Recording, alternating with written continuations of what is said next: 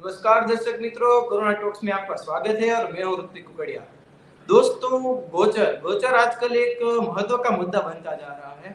गोचर यानी कि गांव के आखिर में या गांव से थोड़े दूर, जहां पे कोई मंदिर, ना तो कोई किसी का घर होता है, ना किसी मंदिर होती है, और उस स्थान का कोई उपयोग नहीं होता, उसे गोचर कहा जाता है। उस जगह पे थोड़ी थोड़ी घास उगी होती है, वहां पे हमारी गौ माता और अन्य प्राणियों घास खाते हैं। उस जगह को गोचर कहते हैं। और आजकल गोचर बचाना बहुत जरूरी बनता जा रहा है, और उसके लिए कई सारे समाज सेवी काम भी कर रहे हैं गोचर बचाने का। ऐसे ही एक समाज सेवी आज हमारे साथ सूरज जुड़े हुए हैं, सूरजमल सिंह निर्माणा। जो सूरज जी, आपका स्वागत है कोरोना टॉक्स पर। नमस्कार, जय गौ माता। नमस्कार। तो सूरजमल सिंह जी, कल गोचर संरक्षण दिवस के अंतर्गत आप एक कार्यक्रम होने वाला है, तो वो कार्यक्रम क्या है, कितने बजे है और उसकी रूपरेखा क्या होगी, उसके बारे में जरा हमें बताइएगा। देखिए, राजस्थान में पूरे भारत की सबसे अधिक गोचर है हमारे। अच्छा। और जिस क्षेत्र में मैं निवास करता हूँ, बीकानेर में हमारे पास में 45,000 बीघा गोचर है। 45,000 बीघा? हाँ, बीघा गोचर है। और जहाँ पर ये कार्यक्रम हम आयोजित कर रहे हैं, उस स्थान पर 27,000 बीघा गोचर है। ओके। और हम लोगों ने एक इवेंट तैयार किया है कि गोचर के लिए जो लोग पूरे मनोयोग से काम कर रहे हैं, उन लोगों को मोटिवेट करने के लिए हमारे एक पूर्व मंत्री है देवी सिंह जी भाटी। अच्छा। हाँ हाँ। उनको 78 वर्ष पूरे हो जाएंगे कल, जन्मदिन के। और वो अपना जन्म दिवस तिथि के अनुसार मनाते हैं। जो हिंदू धर्म में तिथियां होती है ना हमारी, तो तिथि के अनुसार मनाते हैं। तो कल उनकी तिथि शुक्ल पक्ष की एकम तिथि है, उनकी प्रतिपदा।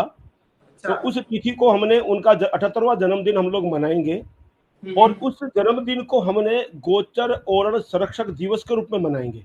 ओके। इसका थोड़ा सा इतिहास ये है कि हमारे राजस्थान के अंदर जो गोचर की लड़ाई जो हम लोग कर रहे हैं सरकार के साथ में, कब्जाधारियों के साथ में, अधिकारियों के साथ में, उस लड़ाई के अंदर जो सबसे महती जो भूमिका रही, वो हमारे देवी सिंह जी की रही। ओके। इन्होंने बड़े बड़े धरने प्रदर्शन किए, सरकार को मजबूर किया गोचर को खाली करवाने के लिए। और इन्होंने भूख हड़ताल की। इसलिए एक गोचर के पुरोधा के रूप में देवी सिंह जी नामित है हमारे राजस्थान में। ओके। तो हम लोगों का एक मोटिव रहा कि इनके जन्मदिन को भविष्य में गोचर और सुरक्षा दिवस के रूप में ही मानित हो, इसलिए हम कल से इसका प्रारंभ कर रहे हैं। ओके। तो सूरज जी, ये गोचर के बारे में तो सबको पता ही होता है ज्यादातर, बट गोचर ओरण, उसका मतलब क्या होता है, उसके बारे में जरा मैं ऋतिक जी एक थोड़ा सा क्लियर करूंगा आपके। आपने पहले भी कहा कि गोचर जहां पर सभी जीव जंतु रह सकता है। ओके। हाँ। उसमें मैं क्लियर करूंगा। क्या होता है कि अभी सरकारों ने एक सिस्टम शुरू किया है गोचर को चारागाह के रूप में दिखाने का। ओके। जबकि हमारे शास्त्रों में या हमारी परंपराओं में गोचर और चारागाह दोनों अलग अलग कंसेप्ट है। अच्छा। हाँ, गोचर वो है जहां सिर्फ गायें चर सकती है। वहां पर बकरी, भेड़, ऊंट, अन्य जीव नहीं चर सकते। गाय और गाय के साथ में जंगली जानवर, चाहे वो हिरण हो, नील गाय हो, वो उसमें रह सकते हैं, क्योंकि उनका स्वाभाविक रूप से उनका स्थान है रहने के लिए। और चारागाह में ऊंट है, रेवड़ है, बकरियों के, भेड़े हैं, अन्य जीव भी चारागाह में चर सकते हैं। तो गोचर और चारागाह में ये अंतर है। गोचर मात्र गाय के लिए, चारागाह मतलब सभी के लिए। ठीक है। अब बात आती है ओरण की। ओरण वैसे तो अलग अलग नाम से पूरे भारतवर्ष में ओरण है। अच्छा। जैसे मान लीजिए उत्तरी भारत के अंदर बात करें हम, तो वहां पर देवबनी कहलाती है ये भूमि। देवबनी का मतलब देव की भूमि। और हमारे दक्षिणी राजस्थान में भी इसको देवबनी कहते हैं। आपके गुजरात क्षेत्र में, महाराष्ट्र में भी इसको देवबनी बोलते हैं। और हम लोग इसको ओरण बोलते हैं। ओरण क्या होती है कि हमारे पूर्वजों ने जब किसी जमीन के लिए, स्थान को छोड़ने के लिए अपने सिरों की बलिदान दिया, सिर का बलिदान दिया, उस बलिदान के बाद में जो स्थान छोड़ा गया उसको हम ओरण बोलते हैं। एक तो ये परिभाषा है। दो परिभाषाएं और है इसकी। एक परिभाषा है जो हम सरकारी आंकड़ों में देखते हैं, वो कहते हैं अरण्य। अरण्य मतलब जंगल, अरण्य से ओरण बना है। जबकि ऐसा नहीं है। हमारे राजाओं के समय में क्या होता था, जब कोई राजा नया शासन तंत्र बनाता था अपना, तो मान लीजिए किसी राजा ने अपना एक नया शासन बनाया और वो मान लो शासन बनाया 50,000 बीघा में, तो उतनी ही जमीन वो गाय के लिए, जानवरों के लिए, जंगली पशुओं के लिए, देवताओं के नाम से छोड़ता था वो। तो वो ये कहता था कि मैं अपने जो मेरे ऊपर देव ऋण था, मैं उसे उर्ण हो गया, उर्ण से ओरण बनाया। उर्ण का मतलब समझते हैं आप? मतलब मैंने जो ऋण लिया देवताओं का, वो ऋण मैंने उतार दिया उतनी जमीन छोड़ के, क्योंकि वो हमारी जो पारंपरिक व्यवस्था थी, हमारे शास्त्रों में लिखा हुआ था कि सारी भूमि देवताओं की। आज भी हम कहते हैं देव की भूमि है। देव की भूमि पर हमने अपना घर बना लिया, तो हमने क्या किया कि उसकी भूमि का ऋण उतारने के लिए उतनी ही भूमि हमने और छोड़ दी, और उसकी रक्षा का दायित्व हम लोगों ने ले लिया। वो हम उसे उर्ण हो गए, जो ऋण था हमारे पास देवताओं का, उससे उर्ण हो गए, उसको ओरण कहते हैं। और ओरण की परंपरा क्या थी ऋतु जी? ओरण किसी व्यवस्था से संचालित नहीं होती थी, ओरण धार्मिक मान्यताओं से संचालित होती थी हमारी। हम लोग क्या करते थे, पूरा गांव इकट्ठा होकर किसी देवता के नाम पे हम ओरण छोड़ी। जैसे हमारे यहाँ पे माता करणी माता है, भादरिया जी राय है, ये बड़ी ओरणे हमारे यहाँ की। भादरिया जी राय में जैसलमेर के अंदर भादरिया के स्थान है, आप कभी जैसलमेर गए होंगे तो वो बड़ा स्थान है देवी का, वहां पर 1.25 लाख बीघा ओरण है, बहुत बड़ी ओरण है। तो वो भादरिया माता के नाम से छोड़ी गई थी। और हम लोग करते क्या थे कि गांव के लोग इकट्ठे हुए, एक अभिमंत्रित तो हमने दूध किया देवता के नाम से, और उस दूध की कार लगा दी पूरे ओरण के सिरे पे। कार समझते हैं आप? लकीर खींच दी हमने दूध की, और उस लकीर खींचने के बाद में हमने ये मान लिया कि इसके अंदर का जो भी हिस्सा है, लकड़ी है, मिट्टी है, जो भी कुछ है इसमें फल प्राप्त होंगे, वो सारे का सारे पशु पक्षी, गोवंश और जानवरों के लिए, वो मानव के लिए नहीं है। इतना बड़ी मान्यता थी हमारे लिए ओरण की। और यहाँ तक कि मैं आपको एक उदाहरण दूं, हमारे 2 ओरण का उदाहरण दूंगा। जो हमारी बीकानेर की ओरण है और एक ओरण हमारी जैसलमेर की है। जैसलमेर की ओरण में एक सेठ थे, बड़े जैनी सेठ थे बड़े जैसलमेर के। एक बार क्या हुआ, उनके कुछ लोगों ने लकड़ी काट ली ओरण से। जब लकड़ी काट ली तो उन सेठ को जब पता लगा कि ये लकड़ी काट ली है, गलत हो गया हमसे काम, तो उन सेठों ने वहां पर पेड़ उतरे तो उसके 3 पेड़ लगाए। उसके बाद में माता जी को चांदी का पेड़ बनाकर अर्पित किया पश्चाताप में। इतनी मान्यता थी ओरण की हमारे। अच्छा, ऐसे ही एक उदाहरण है हमारे बीकानेर का। बीकानेर में करणी माता की बड़ी ओरण है। जब महाराजा गंगा सिंह जी ने, जब हमारे पूर्वजों ने उस ओरण को छोड़ा था, तो महाराजा गंगा सिंह जी ने जब अपने शासन के शताब्दी मनाई बीकानेर की, तो वहां पर पूरे भारतवर्ष से राजा महाराजा अंग्रेज वगैरह सब आए। ये 1916 के लगभग की बात है। तो आए, तो उस आए जब लोग, तो उन्होंने एक राज आदेश जारी किया कि हमें जो भी व्यक्ति इस ओरण में से आएगा, क्योंकि पहले घोड़ों से, बैलों से, कारों से लोग आते थे, तो जो भी व्यक्ति इसमें से आएगा तो वो ओरण में प्रवेश करने से पहले अपने रथ से, अपने साधन से उतर जाएगा, और पूरी ओरण को पैदल पार करना है आपको। तो वो ओरण जो पैदल पार करनी थी, तो 10 किलोमीटर का एरिया था। अब आप मानिए, आज के 100 साल पहले, 125 साल पहले इतनी बड़ी मान्यता थी। महाराजा गंगा सिंह जी ने ओरण में से रेलवे लाइन निकाली हमारी। तो रेलवे लाइन निकली, उस समय जब रेलवे लाइन के बीच में जितने पेड़ आए, उन पेड़ों की तिगुनी कीमत गंगा सिंह जी ने माता जी के नाम से जमा करवाई। और जो जितनी जमीन उन्होंने ली, उतनी उससे तिगुनी जमीन उन्होंने आसपास क्षेत्र में ओरण के चिपकी हुई छोड़ी। बड़ी मान्यता थी ओरण की हमारे। एक धार्मिक मतलब केंद्र है ओरण है जो हमारा, और उसके लिए पूरा राजस्थान संघर्ष कर रहा है अभी। अच्छा, तो सूरज जी, आप जो गौशाला के लिए, लाभ के लिए काम कर रहे हैं, तो अंदाजित कितनी गाय और कितनी गौशालाएं होगी आपके क्षेत्र में? भाई मेरा क्षेत्र जहाँ मैं रहता हूँ बीकानेर में, तो हमारे यहाँ पर 218 गौशालाएं हैं, और 218 गौशालाओं में लगभग 80,000 गोवंश है। परंतु हमारा जो संगठन है गोग्राम सेवा संघ राजस्थान, इस संगठन से जुड़ी हुई करीब करीब 4,000 गौशालाएं हमारे पास में। उन 4,000 गौशालाओं में लगभग 15 लाख गोवंश है। 15 लाख, और वो सभी स्वस्थ गोवंश है? बिल्कुल स्वस्थ गोवंश है। अच्छा, तो कल जो हमारा प्रोग्राम होने वाला है गोवंश संरक्षण के लिए, तो उसमें वृक्षारोपण का भी एक कार्य होने वाला है। तो उसकी वो सुझाव आपको कहाँ से आया और किस तरह कल वृक्षारोपण होने वाला है? हम लोगों ने ये तय किया था कि माननीय देवी सिंह जी जो गोचर उन पर बड़ा काम कर रहे हैं, वो कल 78 वर्ष के होंगे और उनकी जो 78 वर्ष के लिए हम 78 वृक्षों का पौधारोपण करेंगे। और वो जो वृक्ष होंगे वो वृक्ष भी हमारी जो मरुस्थलीय वनस्पति वाले वृक्ष होंगे। हम वो पेड़ नहीं लगाएंगे जिसमें छाया ना हो। हमारे यहाँ पर खेजड़ी है, बेर है, कुम्मट है, रोइडा है, इस प्रकार के जो वृक्ष है जो छाया भी देते हैं, फल भी देते हैं और हमारे देसी जो होने के कारण से ये फल भी जल्दी होते हैं, बड़े जल्दी होते हैं ये। तो इस प्रकार के हम पेड़ उसमें लगाएंगे और 78 पेड़ लगाएंगे हम और भूमि की पूजा करेंगे, गोचर की आरती करेंगे, उसके बाद में उनका जन्मदिन मनाएंगे। अच्छा, तो सूरज जी कल जो ये फंक्शन वाले हैं उनका टाइम और स्थल भी बता दीजिए, जो हमारे दर्शक मित्र देख रहे हैं वो भी जो राजस्थान के होंगे वो पहुंच जाएंगे। हाँ, उनका समय है प्रातः 9 बजे, सरे नाथानिया गोचर हनुमान मठ, जो जैसलमेर हाईवे पर ही है। एक बड़ी गौशाला है हमारी उसमें बनी हुई, जहाँ गोवंश का संरक्षण होता है, उसी पर वहीं उसी स्थान पर हम ये प्रोग्राम करेंगे। एक मैं आपको दिलचस्प बात बताता हूँ, पूरे भारतवर्ष के लिए बात है ये। आज हम लोग कहते हैं कि चाइना की दीवार सबसे बड़ी है और दूसरे नंबर पर दीवार आती है कुंभलगढ़ की। यस, हाँ। परंतु मैं ये कहूंगा अब उन दोनों से बड़ी दीवार हमारी गोचर की है। हमने 40 किलोमीटर लंबी दीवार बनाई है गोचर के आसपास। 40 किलोमीटर लंबी जी, और वो भी दीवार जनता के सहयोग से, सरकार का उसमें कोई लेना देना नहीं है, जन सहयोग।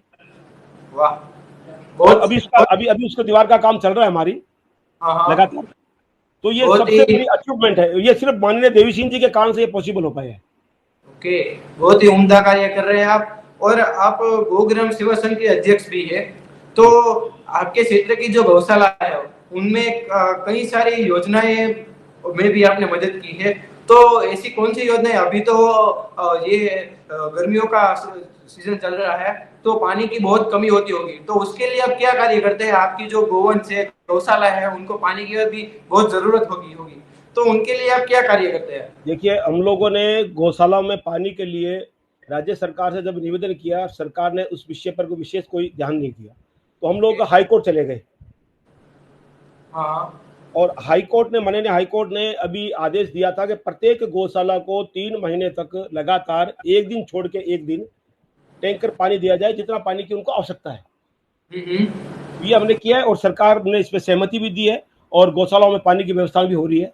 हमने गौशालाओं की रिक्वायरमेंट भी राज्य सरकार को भेज दी कि इतनी गौशालाओं को पानी चाहिए, और वो काम हो रहा है पानी का। ओके, अच्छा, तो ये गौ संवर्धन योजना है वो क्या है और किस तरह से ये गोवंश को मदद करती है, उससे लाभ क्या होता है?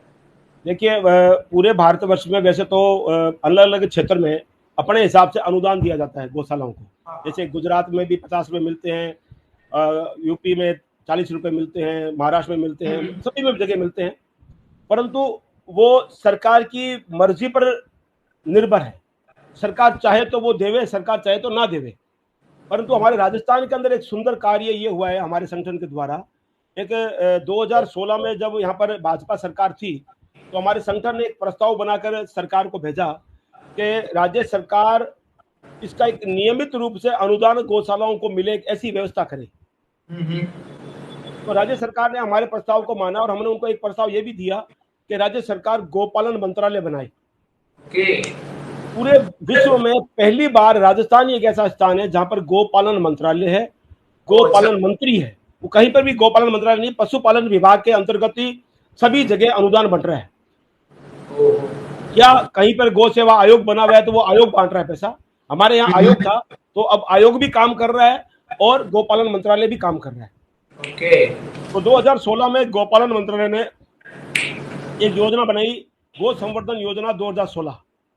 उसके अंतर्गत हमारी गौशालाओं को नियमित अनुदान मिलता है। उसके लिए जब सरकार से हमारी चर्चा हुई तो सरकार ने ये कहा कि पैसा कहां से आएगा इस नियमित अनुदान के लिए। तो हम लोगों ने ऐसे 10-15 सुझाव सरकार को दिए कि भाई इस मदों से आप पैसा ले सकते हैं। उसमें मैं आपको 2-4 सुझाव बता दूं, जैसे रजिस्ट्री पर आप उपकर लगा के पैसा ले सकते हैं, आप शराब पर 1 रुपया लगा कर पैसा ले सकते हैं, आप टोल टैक्स पर रुपया लगा सकते हैं, आप पेट्रोल पर 1 रुपया लगाकर पैसा ले सकते हैं, आप गैस सब्सिडी पर रुपया लगाकर पैसा ले सकते हैं। ऐसे हमने 10-15 सुझाव सरकार को दिए, तो सरकार ने उसमें से 2-3 सुझाव मानकर उससे पैसा इकट्ठा करके और आज गौशालाओं को बांटती है। और हमारे राजस्थान में 270 दिन यानी 9 महीने का अनुदान सरकार के द्वारा दिया जाता है। छोटे गौवंश को 20 रुपए और बड़े गौवंश को 40 रुपए प्रति गौवंश प्रतिदिन के हिसाब से 9 महीने का 2 बार में पैसा मिलता है। ओके, बहुत ही उम्दा कार्य है ये। और ये नार्कोस वितरण ये क्या है, उनके बारे में हम जरा हमारे दर्शक मित्रों को बताइए। क्या क्या बता रहे हैं आप? नार्कोस वितरण मैं समझ नहीं पा रहा हूँ। जो गोचर होते हैं उनको बचाने के लिए हम क्या क्या कर सकते हैं? हाँ, आप जो कार्य कर रहे हैं गोचर वितरण के, कि मान लो हम कोई गांव में गोचर बचाना है तो वहां पे जाके उन लोगों को प्यार से समझाए, उनसे बात करें, और क्या क्या कर सकते हैं ऐसे? हाँ, उसमें मैं निवेदन करूँ, जैसे एक बात तो आपने खुद ने कह दी कि भी हम लोगों को समझाएं, परंतु लोग समझते नहीं है। इसलिए राजस्थान के अंदर वैसे सुप्रीम कोर्ट के और हाई कोर्ट के आदेश पर एक पब्लिक लैंड प्रोटेक्शन सेल बना हुआ है हर जगह, जिसको PLPC बोलते हैं। जहां भी गोचर, ओरण, जोहड़, पायतान, आगोर ऐसी जो भूमियां हैं, जो सरकारी भूमियां हैं, जो पब्लिक लैंड है, उस पर यदि कोई अतिक्रमण करता है तो आप तुरंत प्रभाव से PLPC के तहत एक एप्लीकेशन लगाएं, उसका खसरा नंबर निकलवा के, और उस एप्लीकेशन लगने के बाद में दायित्व बनता है जिला कलेक्टर का। 1 महीने में जिला कलेक्टर को वो जमीन खाली करवानी पड़ती है। यदि जिला कलेक्टर वो जमीन 1 महीने में खाली नहीं करवाता है तो फिर हम कोर्ट का सहारा ले सकते हैं। तो अभी तक हम लोगों ने बहुत सी जमीनें खाली करवाई है। और अभी आपने लेटेस्ट आपने पढ़ा भी होगा, ओडवाड़ एक जगह है हमारी जालोर में, हमने कोर्ट में मुकदमा दायर किया, माननीय हाई कोर्ट ने आदेश किया उसको तोड़ने का, और करीब 400 मकान में जो तोड़े उसमें से 29 मकान स्टे लिया है, परंतु शेष मकान तोड़ने की कार्रवाई चल रही है। अच्छा, तो और जो वृक्षारोपण है, अब तक कल जो वृक्षारोपण करने वाले हैं तो उनके बाद उनका मुआयना और वो सब, हाँ, वो हम लोगों ने ये तय किया है कि जो वृक्षारोपण के बाद में हमने तारबंदी लगाई है पूरी। एक हमने एक ब्लॉक बनाया है, उसमें वृक्षारोपण करेंगे, और हमने 25-25 फुट के ऊपर ये वृक्षारोपण किया ताकि भविष्य में गायें बैठ सके उसके नीचे। अच्छा, तारबंदी की हुई है, उसके ऊपर जाली लगाई है हमने। जाली लगाने के बाद में और प्रतिदिन पानी देने के लिए हमने तय किया है, ट्रैक्टर हमारा जाएगा और प्रतिदिन पानी देगा, उसका जो खर्चा आएगा वो हमारा संस्थान वहन करेगा। ओके, बहुत ही बढ़िया काम है सूरज मिल जी, आप बहुत ही अच्छा और उम्दा काम कर रहे हैं। जो और हमारे जो दर्शक मित्र देख रहे हैं अभी आपको लाइव, तो उनको आप संदेश क्या देना चाहेंगे कि गोवंश को हम कैसे बचा सकते हैं और गोचर को हम क्या क्या कर सकते हैं, उसको संदेश क्या देना चाहेंगे?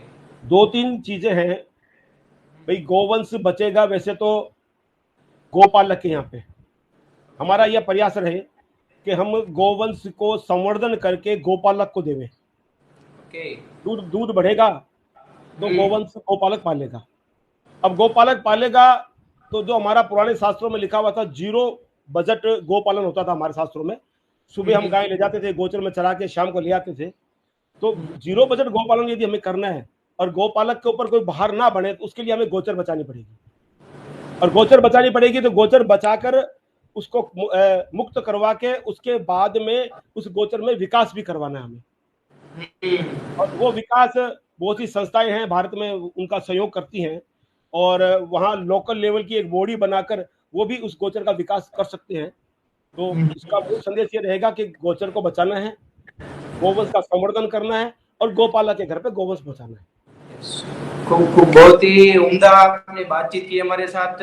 दर्शक मित्रों, आप भी अपने गांव के जो गोवंश है उनको बचाने में ज्यादा से ज्यादा मदद कीजिए, और ऐसे ही हमारे वीडियोस देखते रहिए, और ये वीडियोस आपको शेयर भी कीजिए जिससे दूसरे लोग भी इंस्पायर होंगे। तो सूर्यमल जी, आपका खूब खूब धन्यवाद, आप हमारे साथ जुड़े।